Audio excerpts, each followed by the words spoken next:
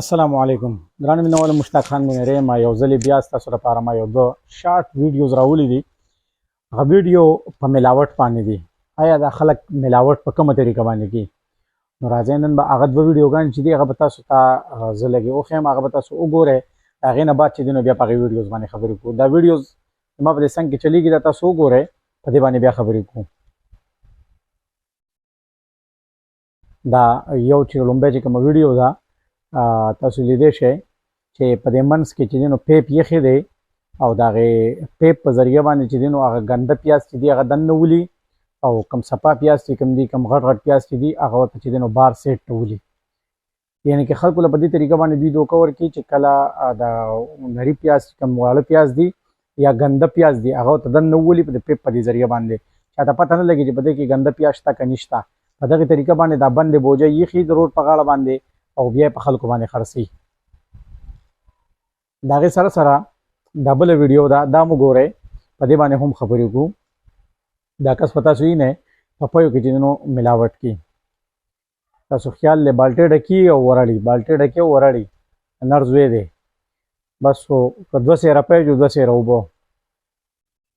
نو دا بس دا قسمه خلک چې کوي دا کله چې دا کوڅو ته یا د زمین د پی راوړي نو په هغې کې دا قسمه ملاوټي. بل تاسو چې د روډ په غاړه باندې کله داسې ارزان څیز وینئ چې هغې په بوجو کې بند کړي او خرڅي، نو مهرباني کوئ، کوشش دا کوئ چې هغې ته ووایئ چې موږ ته دا بوجه کوله او که لومبی موږ دا بوجې وینو، که چېرې په چیک باندې یو څیز درکوي نو اخلی ته که نه، په چیک باندې نه درکوي او داسې تاسو داسې قسمه څیزونه بیا ما اخلی. ما په خپله باندې یو څو پاڼې داسې څیزونه اخیستي دي چې بند کاټن به موږ واغستو، کله به د راتلو د سفر نه په لاره باندې به بند کاټن واغستو، کله چې به کور ته راوړو نو د پاسه به پې میوه یو څو دانې به پاکې وې او د لاندې به چې دغه بس ګندونه به یې راغونډ کړي وو، هغه به پکې د لاندې ایښي وو.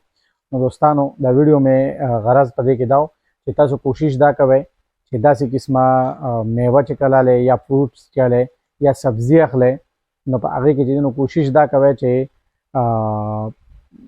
په چیک باندې لی بغیر د چیک نه څه شیز مه اخلی.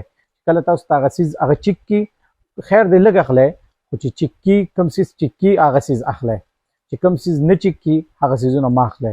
بل دا خبره مې کوله چې کله دا خلک راځي په کوڅو کې د ارزان پی خرڅي، د دې نه مهرباني دا کوئ چې د دې نه تاسو کله پی اخلی نو هغه پی چیک کوئ، پی چیک کوئ چې آیا دا تشې اوبه دي که نه. نن سبا خو پکې بل چل شروع شوی دی، څوک پکې ناشستې چې او څوک پکې چې نو وچ پوډر استعمالي. او د دې دوستانو د دې ګوره بیا ډېر زیات نقصانات دا دي چې په دې کې اکثر خلک داسې دي چې کیمیکل یې پکې اچي. نو دا کیمیکل نه چې دی نو ځان ساتئ. دا ناشستم خطرناک نه ده، د یا د پیو چې کوم پوډر دی هغه هم دومره خطرناک نه دي. څومره چې کیمیکل د دې کوم کیمیکل راځي هغه ډېر زیات خطرناک دي. هغه د ګردو دپاره یا داسې د معدې دپاره هغه بیا ډېر زیات خطرناک دي. نو دوستانو په دې کې ډېر زیات احتیاط کوئ.